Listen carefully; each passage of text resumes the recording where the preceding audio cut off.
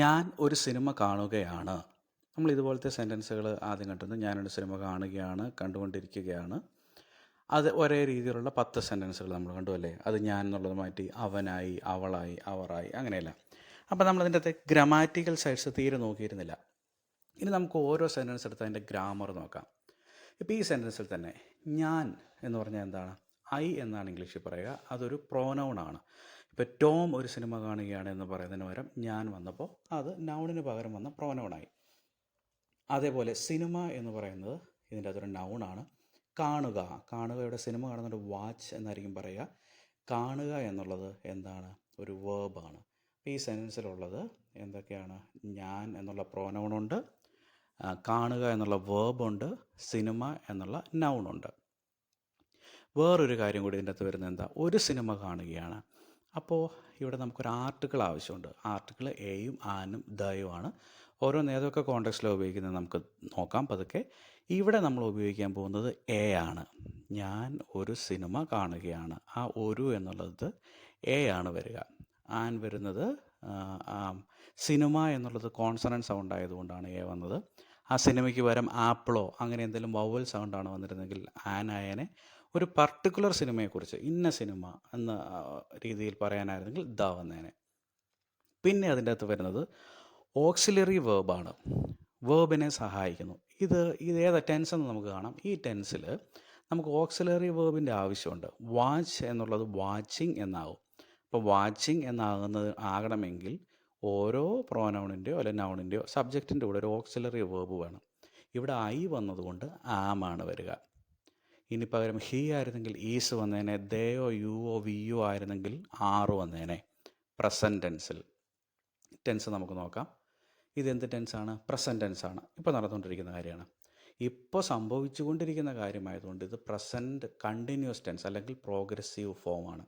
ഇവിടെ നമുക്ക് വേണ്ടത് സബ്ജക്റ്റിൻ്റെ കൂടെ ആമോ ഈസോ ആറോ ചേർത്തിട്ട് വേർബിൻ്റെ ഫസ്റ്റ് ഫോം എന്ന് വെച്ചാൽ വേർബ് തന്നെ. വാച്ച് ആണെങ്കിൽ വാച്ച്, സി ആണെങ്കിൽ സി, ക്രൈ ആണെങ്കിൽ ക്രൈ, അതിൻ്റെ കൂടെ ING കൂടി ചേർക്കുക. ഈ കോണ്ടെക്സ്റ്റിലപ്പോൾ സെൻറ്റൻസ് എങ്ങനെയായിരിക്കും വരിക? ഐ ഉണ്ട്, അതിൻ്റെ കൂടെ നമ്മൾ ഓക്സിലറി വേർബ് ഐയുടെ കൂടെ വരുന്ന ആമാണ്.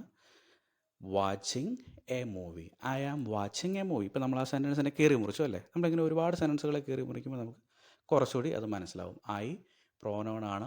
ആം എന്ന് പറയുന്നത് ഇവിടെ ഓക്സിലറി വേർബാണ്. വാച്ച് എന്നുള്ള വേർബിൻ്റെ കൂടെ ING ചേർന്നു.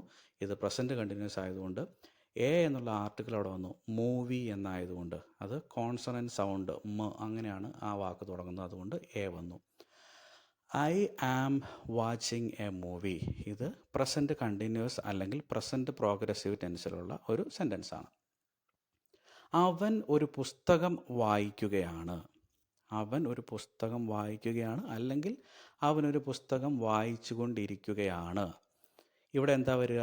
നമുക്ക് നോക്കാം. മുമ്പിലത്തെ പോലെ തന്നെ നമുക്ക് പാർട്സ് ഓഫ് സ്പീച്ച് എന്നാണ് ഇതിന് പറയുന്നത്. പാർട്സ് ഓഫ് സ്പീച്ചിൻ്റെ ടേബിൾ എടുത്തു കഴിഞ്ഞാൽ പ്രോനൗണും നൗണും വേർബും തന്നെയാണ് ഉള്ളത്. ഓൺലി തിങ് മുമ്പ് ഐ ആയിരുന്നു പ്രോനൗൺ എങ്കിൽ ഇവിടെ ഹി ആണ് പ്രോനൗൺ. മുമ്പ് വാച്ച് ആയിരുന്നു വേർബെങ്കിൽ ഇവിടെ റീഡാണ് വേർബ്. മുമ്പ് മൂവി ആയിരുന്നു നൗണെങ്കിൽ ഇവിടെ ബുക്കാണ് നൗൺ. ഇവിടെ ഞാൻ മുമ്പ് പറഞ്ഞ കാര്യം ഓർമ്മയുണ്ടെങ്കിൽ ഇപ്പോൾ മനസ്സിലായി കാണും. എന്തായിരിക്കും വന്നിരിക്കുക? മുമ്പ് ഐ വന്നപ്പോൾ ആം ആയിരുന്നു. ഇപ്പോൾ ഹി ആയതുകൊണ്ട് ഏത് ഓക്സിലറി വേർബായിരിക്കും വരിക?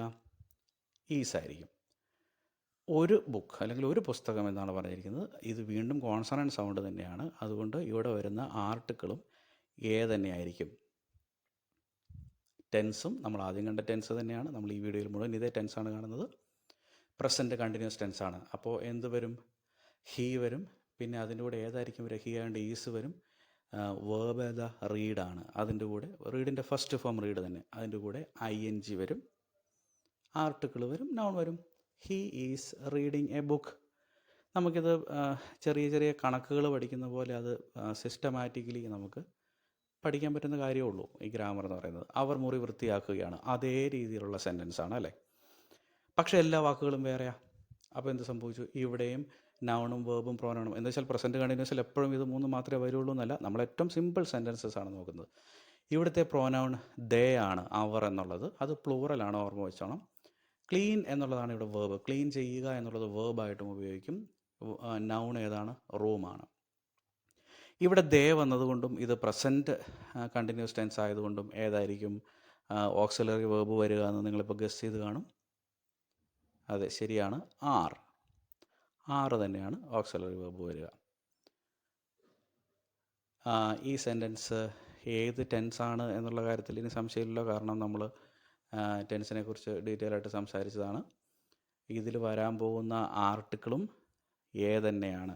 സോറി, എ അല്ല, ഇതിൽ എ അല്ല വരുന്നത്. എന്തുകൊണ്ടാണ്? ഏതൊരു പർട്ടിക്കുലർ റൂമിനെ കുറിച്ചാണ് പറയുന്നത്. അപ്പോൾ ദ റൂം എന്ന് വരേണ്ടി വരും. ടെൻസ് പ്രസൻറ്റ് കണ്ടിന്യൂസ് തന്നെയാണ്. അപ്പോൾ എങ്ങനെയായിരിക്കും വരിക? ദേ നമുക്കറിയാം, അതാണ് സബ്ജക്റ്റായിട്ട് വരുന്നത്. ദേ ആയതുകൊണ്ട് ആറ് വരുന്നു. പിന്നെ ഇതിൻ്റെ വേർബ് ഏതാണ്? ക്ലീനിൻ്റെ ഫസ്റ്റ് ഫോം ക്ലീൻ, അതിനോടുകൂടി ing ചേർക്കുന്നു, cleaning. They are cleaning the room, they are cleaning the room. ഇങ്ങനെ ഇതിന് പകരം ഏതൊക്കെ സെൻറ്റൻസുകൾ വെച്ചാലും നമുക്ക് ഈ ലോജിക്ക് ഉപയോഗിച്ചിട്ട് ഇത് കണക്ട് ചെയ്ത് പോകാനായിട്ട് സാധിക്കും.